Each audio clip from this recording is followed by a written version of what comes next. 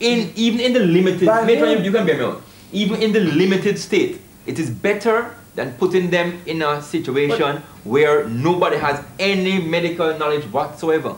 We have a situation when we lose our visitors at 6 o'clock, and they go down and they see their mothers or their brothers or their sisters, and they think of us as mere or, you know, butchers in the hospital. How can you keep our people like this?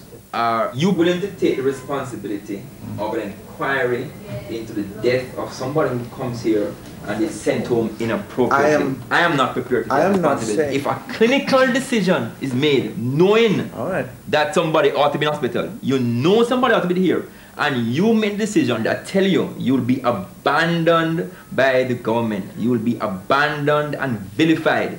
That's a judgment decision which is incorrect. I'm not for expediency. What I'm saying, those cases, I'm not saying you. But you make it sound like there are people who don't really need to be in. You need to walk, come with me and walk in the water every day.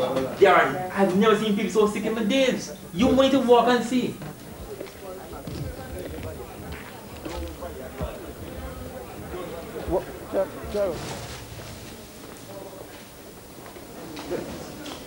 I'm going to give an example. I'm going to give an example of how the male ward looks. Good morning, sister. Excuse me. Good afternoon. We are having a problem with overcrowding. Would you say you have patients who can go home? Well, we're trying to make the patients as stable as possible before we send them home, but we have a problem of overcrowding. Would you say that your admissions from casualty are inappropriate, or most of the people who come in have to stay? Most of them are appropriate, but sometimes you have a couple of patients whom they can't make out what's going on. So what do you do with them when you get them? We try to investigate as far as possible and see if they need admission. And then you send them home if they don't? Once after we have settled them and sorted out the problems, we discharge them and follow them up at the clinic. This lady here looks very ill. She's in a chair. Yeah. But I can't send her home. I can't really look at that kind of person and say, this is good. You just can't do it. Something has to be done about the overcrowding. We can't continue to. It's a bit, to me, sad. That's a good one here. The one sitting there. It's the only word I can use. Since I'm on camera, I won't use this terminology as I would normally.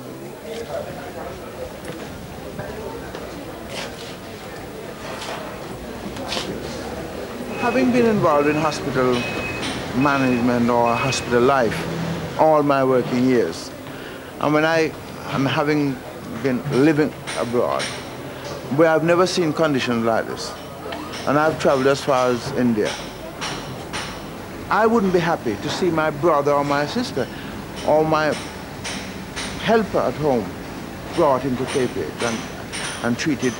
They are getting treatment, but in the conditions under which they are getting treatment, I think it's terrible. This should not be. This should not be. There were days when ministers, prime ministers were admitted to this hospital. I remember as a boy, you know, reading that Mr. So-and-so, or member of the House of Representatives as it was admitted to Kingston Public Hospital.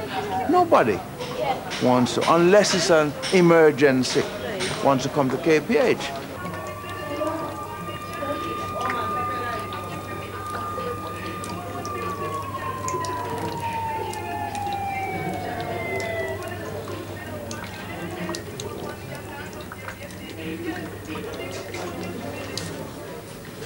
A new patient is about to be admitted onto the overcrowded ward.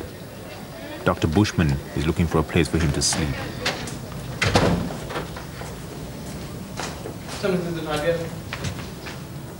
We have to board a patient here. Sometimes in the night we have to board a patient here to sleep. Patients sleep here?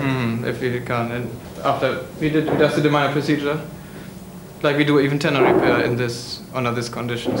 And lucky and surprisingly, the infection rate is low, even though you do it under unsterile conditions. It's very hot in here, very hot. And you get people to clean up the floor, but in the night it's difficult. So this is why it looks like that.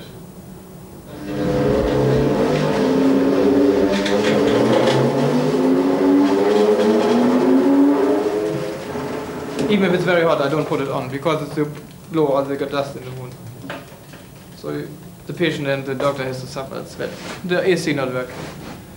And no windows here. The water not working. I'm not really frustrated, but it's kind of annoying this evening. The usual process. Roach, you have my bed in here. Roach. Roach, you can't sleep. Roach. Roach all over the night. Every part in the cupboard, if you put on a cup, a spoon, anywhere, roach. And as you can see, this man is an attraction and can't move. I have to brush them off on his face. Look on the curtain over there, sir. You see it? It's when I get harassment by a roach. I have to brush them like this. With my foot and my hand. Because I can't ease up my head there. What do you do with the sheet? Cover up my face and my towel, I have to use it. Two something I have to use. My towel like this and my sheet. And cover up like this.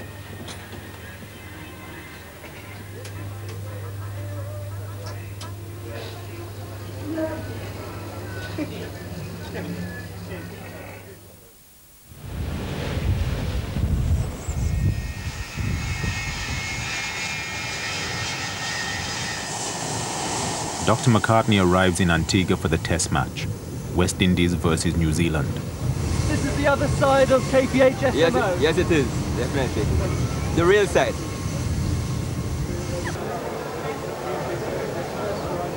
This is that Jamaica, right? You feel at home in the night? We are definitely going to win. It's a matter of the margin of victory. We're definitely going to win. Definitely. We have a Jamaican captain. What do you expect?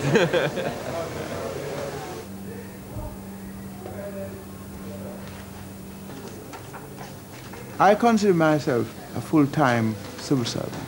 It would be nice to have the senior management team of this hospital full-time, including Dr. McCartney.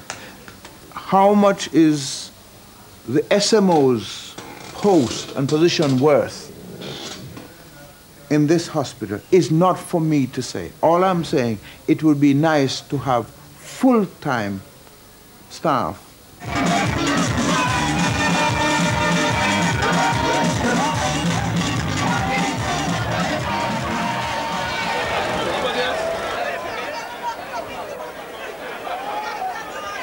Go, Jimmy, go!